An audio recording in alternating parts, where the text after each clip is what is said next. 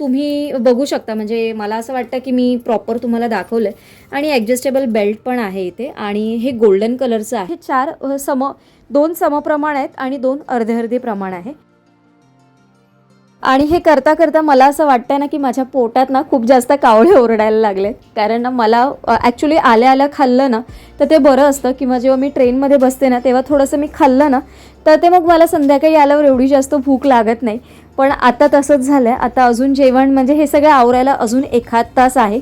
तर मी आता विचार केला की काय करू, म्हणून पहिलं थोडंसं पाणी पिते, कारण मी गॅसकडे जेव्हा जेव्हा उभी राहते ना तेव्हा मला खूप जास्त तहान लागते. तर त्याच्या आधीच मी 1 ग्लास पाणी पिऊन घेते नेहमी, म्हणजे नेहमीच आहे हे. मी जरी व्हिडिओमध्ये दाखवत नसली तुम्हाला ना तरी माझी आई पण मला नेहमी म्हणते की तुला गॅसच्या इथे उभी राहिली की तुला एवढी तहान का लागते.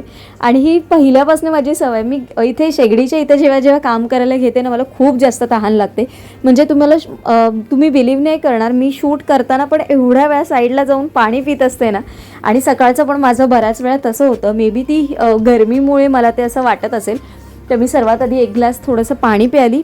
आणि ही जी बाकरवडी होती ती मी 4 घेतल्यात, पण एवढ्या 4 माझ्याने काही संपणार नाहीत. मी 2च खाणार, कारण ना आत्ता हे जर मी खाल्लं ना, जरी मी त्या 2 भाकरवडी खाल्ल्या असतील पण तरी पण ना ती भूक आहे ना अगदी मरून जाते. आणि मग ना जेवण जे जेवायचं असतं ना ते तेवढं असं खाल्लं जात नाही. पण तरी पण आता ते जेवण होईपर्यंत तर थांबायचं आहे, म्हणून मात्र ते खाल्लं. तर हा जो पॅन आहे ना, मी जिथून म्हणजे हा छोटा जो पॅन आहे फ्राईंग पॅन, तो पण मी जे सॉसपॅन घेतला तिथूनच घेतलेला. आणि तो पण मला त्याच रेंजमध्ये आय थिंक 299ला मिळालेला, दसऱ्याच्या वेळेस मी घेतलेला. आणि त्याची पण क्वालिटी ना खरंच सुंदर आली.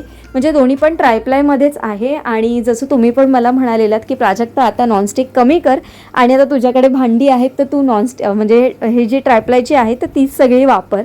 तर ॲक्च्युली काय होतं ना, कधी कधी अशी सवय झालेली असते नॉनस्टिकची, आणि बऱ्याच वेळा सकाळी घाई गडबडच्या वेळेस क्लिनिंगसाठी म्हणून मग नॉनस्टिक पटकन वापरलं जातं कधी कधी. पण हळूहळू सवय मी माझी सुधारेन आणि मग जसं जसं ज्या ज्या गोष्टी घेतल्या आहेत ना त्या पण तेवढ्या वापरेन.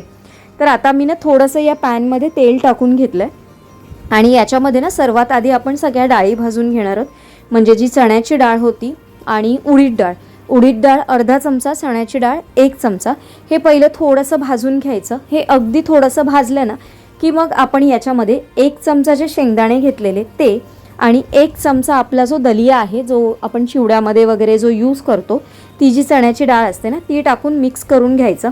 अगदी खूप जास्त खरपूस रंगावर भाजायचं नाही, पण बऱ्यापैकी लाल रंग आला पाहिजे. आणि त्याचा ना स्मेल अगदी सुगंध असा छान असा सुटला पाहिजे. आता याच्यामध्ये ना मी कोथिंबीरच्या काड्या आणि टमॅटो हे देखील टाकून चांगलं शिजवून घेतलं आहे बघा. आणि हे आपण ना थंड करायला ठेवायचं.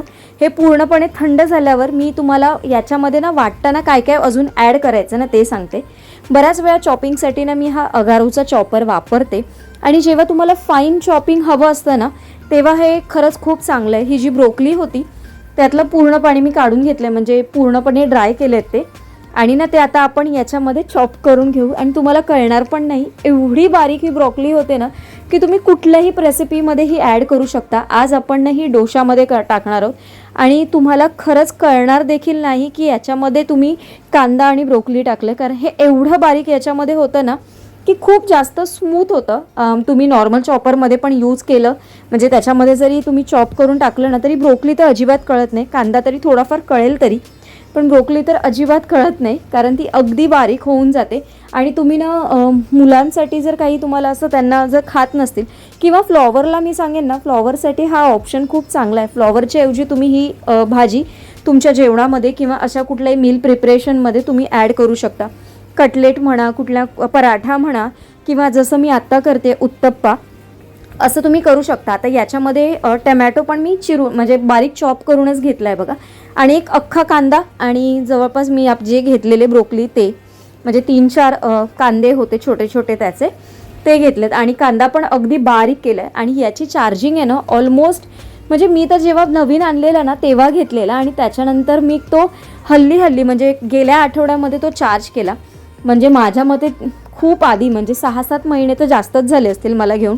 मला एक्झॅक्टली डेट आठवत नाही, पण अराऊंड 500 रुपयाच्या याच्यामध्ये आहे हा रेंजमध्ये. पण तो खरंच चांगला आहे वापरायला. आणि आजचा हा कांदा एवढा ओला होता ना की जेवढी मी कधी रडत नाही ना तेवढी या कांद्याने मला आज रडवलं आहे. आणि एवढा खूपच जास्त तो झोंबत होता ना की माझे डोळे उघडेच राहत नव्हते, पूर्णपणे डोळ्यातनं पाणी कंटिन्यू टप टप टप वाहतच होतं. पण ठीक आहे म्हटलं चला, थोडा वेळ मध्ये थोडंसं मी तोंड धुवून घेतलं आणि मग परत कामाला सुरुवात केली. आता आपण याच्यामध्ये थोडंसं मीठ टाकणार आहोत आणि याच्यामध्ये ना काळी मिरी टाकायची. तुम्ही कुठलाही मसाला ॲड करू नका आणि या काळी मिरीने खूप छान सुंदर असा फ्लेवर येईल आपल्या या ब्रोकली ऑनियन उत्तप्पाला. तुम्ही एकदा नक्की ट्राय करून बघा. मी बऱ्याच वेळा तुम्हाला सांगते तुम्ही नक्की ट्राय करून बघा आणि तुम्ही खरंच नक्की ट्राय करून बघा. तुम्हाला कळणार देखील नाही की याच्यामध्ये काही व्हेजिटेबल्स किंवा तुम्ही काही टाकलेल्या आहेत. जेवढं तुम्ही असं चॉप करून टाकाल ना तर ते आपल्याला कळून येतं. म्हणजे जसं गाजर असेल तर तुम्ही खूप अगदी बारीक आपण जर किसलं असेल ना तर ते कळत नाही किंवा ते ना त्याचा कलर उठून दिसतो. पण याच्यामध्ये तुम्हाला याचा कलर पण दिसण्यात येणार नाही, तुम्हाला हे व्हाईट कलरचेच दिसतात जेव्हा आपण करतो तेव्हा. आणि पीठ जर तुमचं छान आलेलं असेल ना तर काय उत्तप्पा अगदी मस्तच होतो, अगदी फ्लफी आणि मस्त अशा त्याच्यावरती अशा जाळ्या जाळ्या पडतात तर तो छान होतो. आणि अगदी तुम्हाला पातळ पण करायचं असलं तरी पातळ पण होतो आणि तुम्हाला घट्ट म्हणजे असं थोडंसं जाडसर करायचं असेल ना तरी देखील होतो.